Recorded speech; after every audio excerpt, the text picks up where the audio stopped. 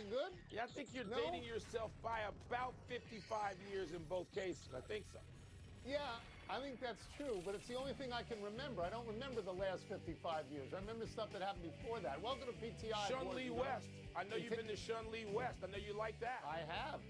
That was your Yeah. favorite place and Dick Schaap's favorite place as well. In today's episode, Mike Brown cries foul. The Big 12 is upset at Texas Tech, and PK Subban joins us for 5 good minutes. But we begin today with San Antonio going into Madison Square Garden last night and coming out with a much-needed 115-111 victory over the New York Knicks, who had threatened to sweep the series. Victor Wembanyama had a bounce-back game, getting 32 points, 8 rebounds, 6 assists, and 3 blocks. His even younger teammate, Stephon Castle, had 23 points. San Antonio thus avoided losing 3 games in a row for the first time all season, and the Knicks' winning streak ended at 13. Wilbon, you were there. What did you see out of the Spurs last night?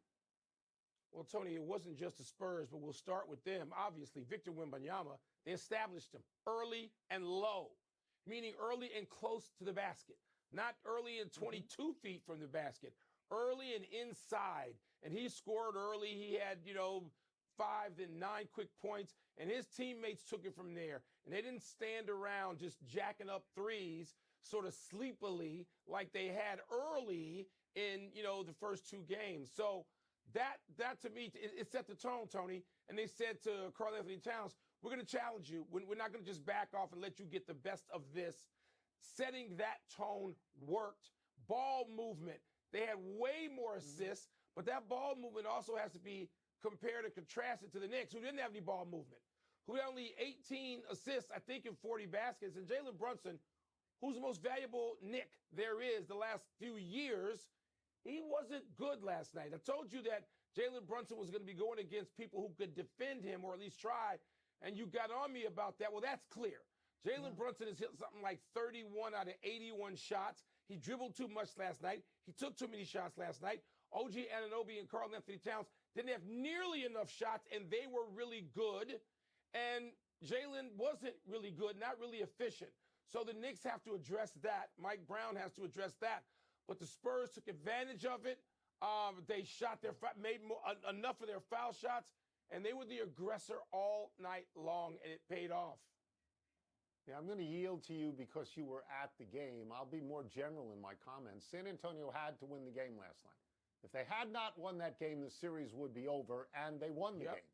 They went into an alien circumstance, not a hospitable circumstance, and they won the game, right? They hadn't won a game. The Spurs franchise had not won a game in Madison Square Garden since 2019, and they won the game. And their best player, Victor Wembanyama, goes out there and he gives them 32 points. This is what they asked of him, and this is what he delivered. And by the way, I have heard this statistic that when Victor Wembanyama is playing defense on a particular Knicks shooter over the course of these 3 games, that those Knicks who are shooting are 9 for 41.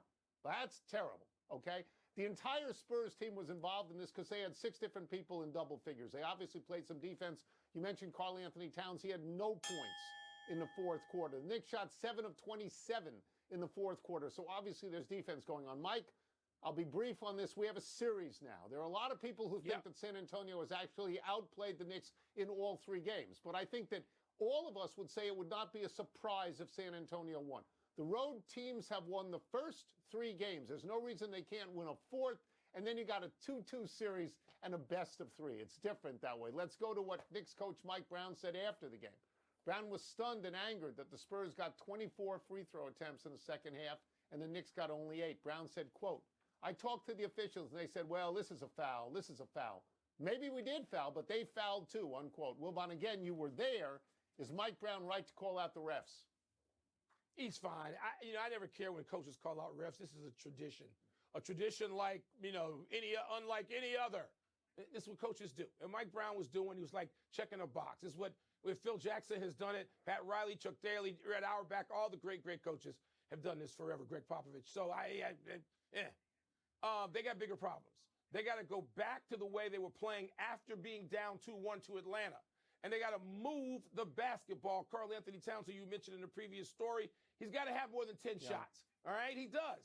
And Anunoby was fabulous. He was the best player on the floor. He's got to have more than 12 shots. And Jalen Brunson doesn't need to have between 25 and 31 shots which he's had in this series. That's got to stop. So the Knicks have bigger fish to fry than complaining about the refs. You can do that publicly to try to get a leg up in whatever public perception that is.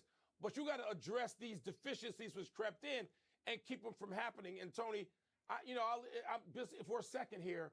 There was stuff last night that went on outside the Garden that disturbed me more than whatever happened with the officials, which to me was nothing. There are reports out there, substantiated reports, that mainstream media that saw people in Knicks jerseys and paraphernalia attacking people in Spurs jerseys and hats and gear. That stuff's unacceptable. 21 arrests, apparently, including aggression against police officers. They got to get a grip on this, and players on both teams, Spurs and Knicks, spoke out about it. They needed to. That cannot happen again Wednesday night for Game 4. I am with you on all of that. I want to go back to the game for a second, give you something on Brunson, a statistic that I find hard to believe. Like, I would deny this statistic, but it is apparently true. When Brunson is off the court, the Knicks are plus 20. When he's on the court, they're minus 13. So something is wrong there. We see that. Yeah. In terms of the officiating, Adam Silver was at the game last night. He's concerned about tanking. He's concerned about load management. I think he ought to be concerned about officiating in this regard. It looked like roller derby out there. I had 3 different guys come up to me this morning. Different guys say the same thing. Did you watch that game? What is going on? It was like hand-to-hand combat, and a lot of this stuff is not called. Other things that are not called, Victor Wembanyama takes 4 and 5 steps before he releases the ball. He could start at half court, pick up his dribble, and just waltz down the middle of the aisle on that. And speaking of Wembanyama, and I know you saw this because everybody saw this, in the first quarter last night, he appeared to put his hands on the back of Jalen Brunson's neck and push down as if to push him down into the floor, which sort of looked flagrant. There was no call. He had a flagrant 2 against him in Minnesota. No, I'm talking about in Minnesota where he elbowed the player. Yeah. Okay, and so this is sort of what I'm getting to. He's a great player. He's a fabulous interview. He's a totally sympathetic character. Is it possible he's a dirty player? Is that possible? He's building up these points. Yeah. It's fair. I mean, if you can go over the threshold, and then you get suspended. Yeah, okay. And fair question and criticism if there's warranted. It is, and he's going to be hard to officiate his whole life. He takes some shots, and just because he's 7'5", doesn't mean he doesn't feel the shots, and the retaliation has been out in the open, and the Brunson call should have been a 1, might be reassessed, and he could get a 1 anyway after the fact. But but you know what, Tony? It is hand-to-hand relative to the day. Relative to what you and I covered for 40 years previously, it's nothing. Yes. And so I don't know how to approach it.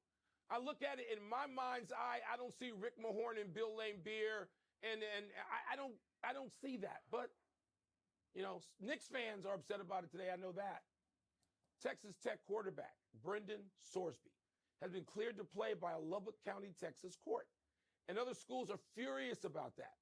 The Cincinnati transfer placed thousands of bets on sports, including 40 on his own team while previously at Indiana.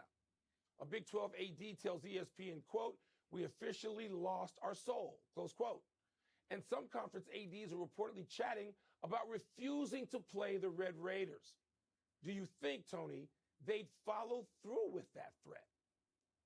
No, well, they might do it in golf or softball. They're not going to do it in football. Football is the big money maker. Big 12 schools aren't going to say, we're not playing Texas Tech. What are you, crazy? I don't want to hear about that. I understand why schools don't want to play against Sorsby. And they don't, when he comes back from this silly 2-game suspension where he misses a game against Abilene Christian and a game against Oregon State, they don't want to play against him because he's good. Texas Tech's paying him $6 million this year because he's good. Get off this moral high horse. Every other school in that conference and in the SEC and in the Big Ten would look at taking a guy like Sorsby because he's a very good quarterback. I mean, I think we all have to appreciate that. Texas Tech went through legal motions here. They did what you're supposed to do. They did what a school in the Big Ten or the SEC would do. They tried to get an injunction to make sure the kid would play. They took it out in Lubbock where, that's the home of Texas Tech, but a Tech grad did not recuse himself from this, so somebody other than a Tech grad did it. They went through legal motions. Mike, should he play? I'm not sure he should play. He bet more than $90,000 on football, college and pro. He's got obviously a gambling problem. I don't know that the solution is to play college football at the moment, because here's the problem, Mike. There's betting all around. Every play he calls, somebody's going to say, is he calling that because he wants, he's got to bet on that play. I don't know how it works. I don't have a solution. Tony, I know how this works. It's holier than thou.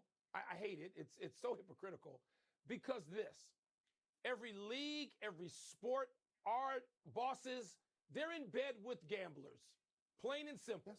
Yes. And so they want it one way. And I know that every athlete is told, at least from college on up, if not high school on up, you can't gamble, you can't make these bets, you can't bet on your own team. I get it. But I'm sorry. So the kids, ultimately, he's a kid in this context. They're the only ones that are supposed to pay a price when again, all of these partnerships with gambling and gamblers are trumpeted, they're celebrated, they're endorsed, they're marketed every moment of every day. I'm sick of the holier than thou attitude, and they're not going to say, because the slippery slope, what do you got going on at your school? We don't want to play you because you got this. And it's just, Baton, this is what we got in college sports now. And there's no institution, there's no governance. And what are you going to do? Mike, it's not just college sports. Got it in pro sports. People are banned from pro sports for doing the same thing. It happens. Let's take a break. Coming up, why have the Canes and Golden Knights been scoring so much? We're going to ask PK Subban. We'll also ask him why Mitch Marner is delivering for Vegas after frustrating fans in Toronto. Golden Knights play a critical Game 4 tonight, which makes it a perfect time for a visit from our great friend ESPN hockey analyst, PK Subban, sweltering out in Las Vegas where it's almost 100 degrees. Let's start with this. Brandon Bussey played so well for the Hurricanes in Game 3. What makes him different than Frederik Andersen?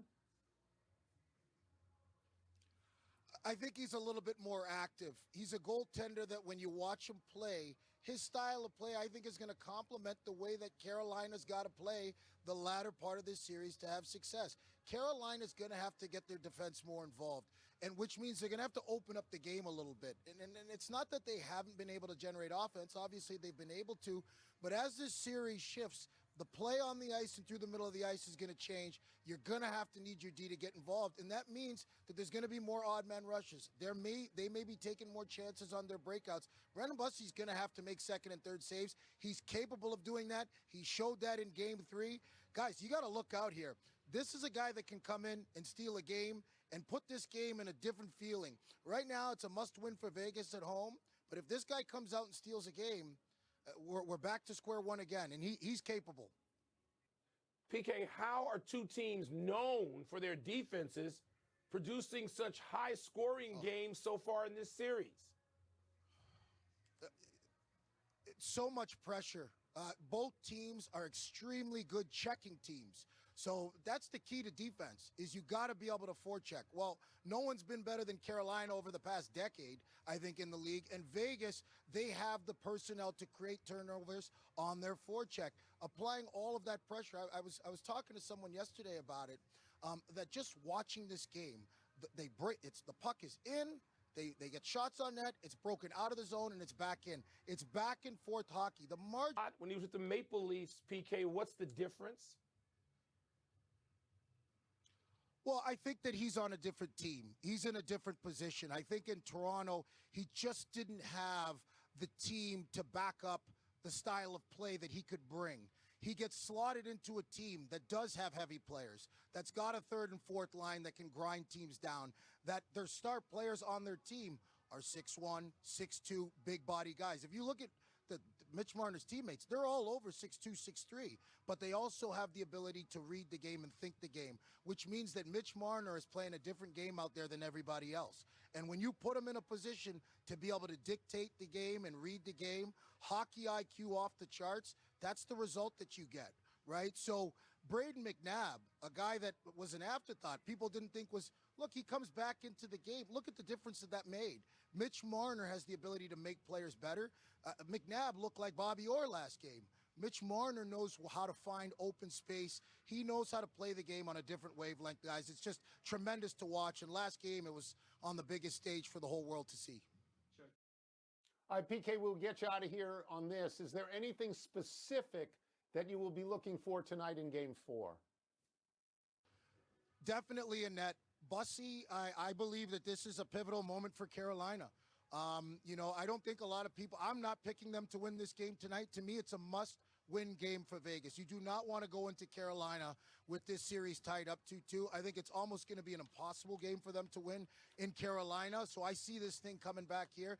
Tonight's a must-win for Vegas, but Bussy's the X factor. Make no doubt about it. We can look at all the players on Carolina's roster.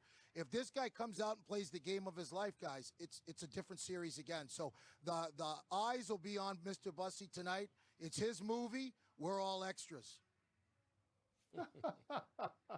That's good, but we get paid residuals even if we're extras. We're still making money. Thank you, PK. Thanks, you go. PK, enjoy the dry heat. Thanks, guys. Yeah. Thank you. Yeah. Thanks, Tony. I'm Thanks, still Wilbon. getting residual. Wilbon and I are still getting residuals from Creed and Creed 2. We're happy. The Point starts at 6 p.m. Eastern on ESPN2, and the game is at 8 Eastern on ABC. So we'll take one last break, and still to come, what does last night's 11 home run game suggest about baseball in Las Vegas? Dry heat, baby. I just told you the secret sauce. Serena Williams returns to the court in England. We'll tell you how she fared. 11 home runs, Mike. 11 home runs. Launch pad, Tony. Kelly pitched for 13 seasons in the major leagues, mostly as a reliever. Pitched for the Cardinals, the Red Sox, the Dodgers, the White Sox, then back to the Dodgers. Over his career, Kelly pitched in 485 games. He had a 54-38 record and an ERA of 3.98. That's a solid career, but not the stuff of dreams, except for this thing. Joe Kelly pitched on World Series champions with the Red Sox and the Dodgers. 2018 Red Sox, 2020 Dodgers. Kelly was Mookie Betts contemporaneously with Mookie Betts. In the Red Sox World Series win, Kelly had 5 appearances for 6 innings. He gave up 4 hits, no runs, no walks, and he struck out 10. Pretty good, huh? Tony, I wonder if he just got tired of it, because he's effective enough where he was that given the issues teams have with pitching, you seem like he'd still be around, making some of that big money. Happy anniversary, Larry Bird. On this day 48 years ago, Red Auerbach, the general manager of the Boston Celtics, selected Bird with the 6th overall pick in the NBA draft, though Bird still had a year of college eligibility. Bird did not sign with the Celtics and played his final season at Indiana State, leading the Sycamores to that memorable NCAA title game against Magic Johnson and Michigan State. Bird reported to the Celtics in 1979. In 1980, Auerbach would trade Joe Barry Carroll and the number 1 pick to Golden State for Robert Parrish and a draft pick that would become Kevin McHale. These 2 moves altered the NBA, and they showed everyone once again what a smart, shrewd man Auerbach was. You think Sam Presti's smart? And he damn sure is. Red Auerbach lapped the field at a time where resources, financial and intellectual, were very uneven across a league. Red Auerbach took people's lunch money, did he not, Tom? Yeah, he put together the greatest front court in NBA history. Happy trails to last night's game for the A's. The A's are playing this homestand at a AAA ballpark in Las Vegas, and the ball was carrying last night.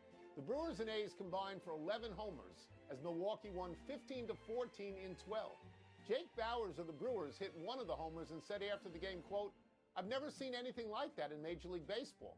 But the guys up here that work in the clubhouse were telling me that they have games like that on a nightly basis in this yard," unquote.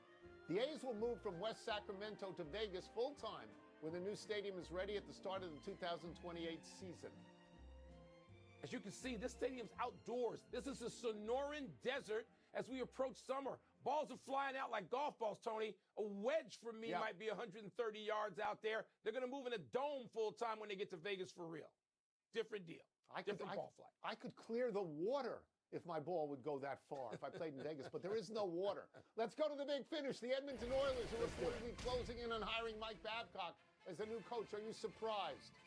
He coached the Red Wings to a cup in 08, but he had some privacy issues in Columbus that got him fired. And, Christopher Sanchez gave up 2 earned, but struck out 10 over 7 and got the win over the Blue Jays last night. You still impressed? Been impressed with him all year, absolutely. Serena Williams won in her first doubles match back from retirement. Is that significant?